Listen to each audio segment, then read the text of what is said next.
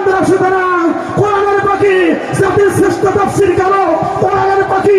এই কোরআনের তাফসীর করার কারণে অসংখ্যবার তাকে গুলি করা হয়েছে, মিথ্যা মামলা দিয়ে 13টি বছর ধরে জুলুমের শিকার করে 5 রাষ্ট্রকে খুশি করার জন্য তারা অন্যায়ভাবে কোরআনের পাখি আল্লামা সাঈদীকে বিদায়করণ করলো, হত্যা করলো।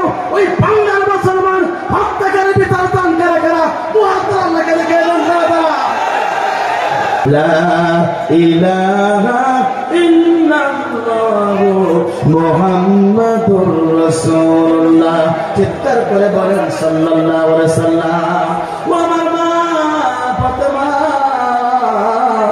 এই কালেমার দাওয়াত দেওয়ার কারণে তারা আমাকে মারতে চায়, আমাকে জুলুম করে, আমাকে নির্যাতন করে, ইস্তেমুলার চালায়, পৃথিবীর মাঝ থেকে তারা আমাকে বিদায় গ্রহণ করাতে চায়। সঙ্গে সঙ্গে ফাতেমা বললেন, ও আমার বাবা, আপনি কি তাদের কোনো সম্পদ নিয়েছেন? সঙ্গে সঙ্গে বললেন, না মা, তাদের কোনো সম্পদ নেই নাই। আপনি কি তাদের কোনো ঘর বাড়ি জানিয়েছেন? সঙ্গে সঙ্গে বললেন, না মা, তাদের ঘর বাড়ি জানাই নাই।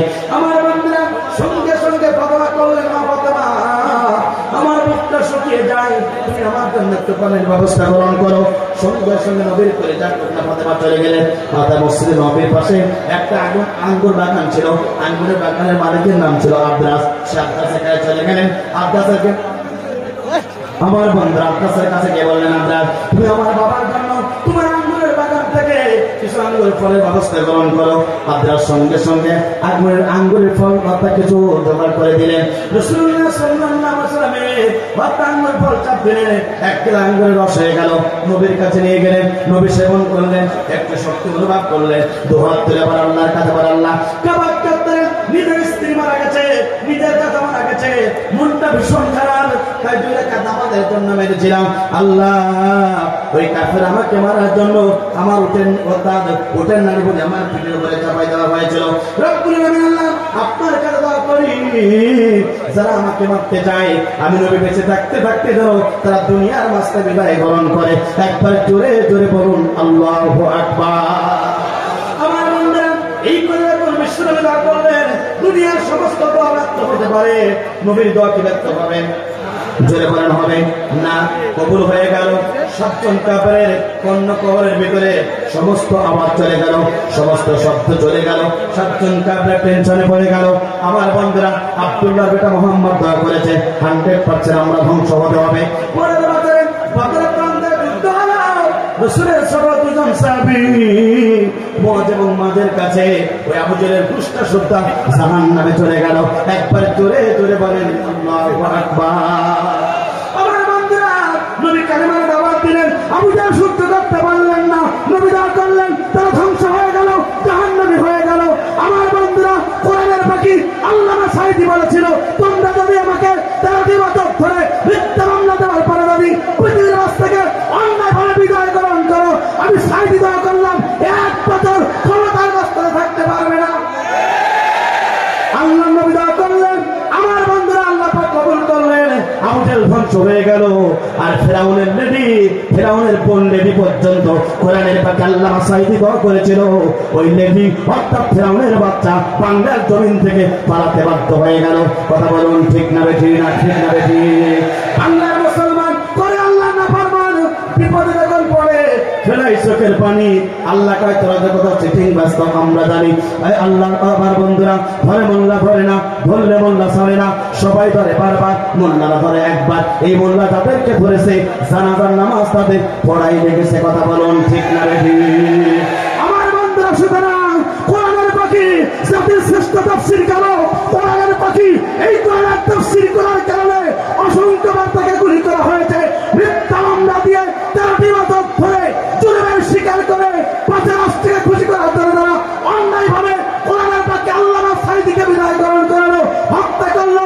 ওই বাংলার মুসলমান হত্যাকারী বিচার চান কারা কারা? মুহাদ্দিস আল্লাহকে দেখে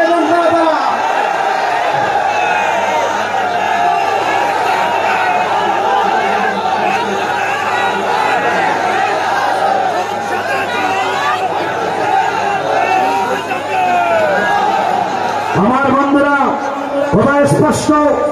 সাবেক 3 বারের প্রধানমন্ত্রী বেগম খালেদা জিয়া একজন 70 বছর একজন হত্যা করেছে আল্লামা সাঈদী 4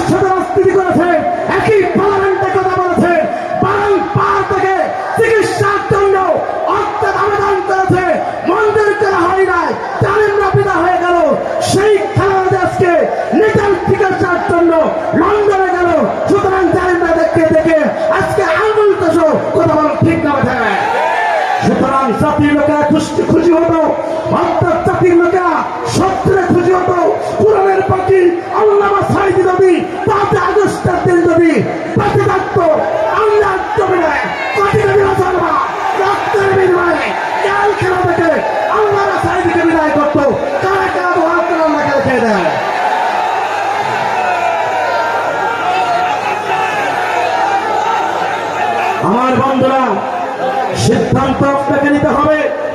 এই দুনিয়ার কোন আমরা প্রধানমন্ত্রী হতে চাই না, আমরা রাষ্ট্রপতি হতে চাই না, আমরা এমপিগিরি করতে চাই না, আমরা মুসলমানের তবে হব বাংলার তবে পার্লামেন্টারে কোরআন দিয়ে কথা বলবেন, ঠিক না বেঠে?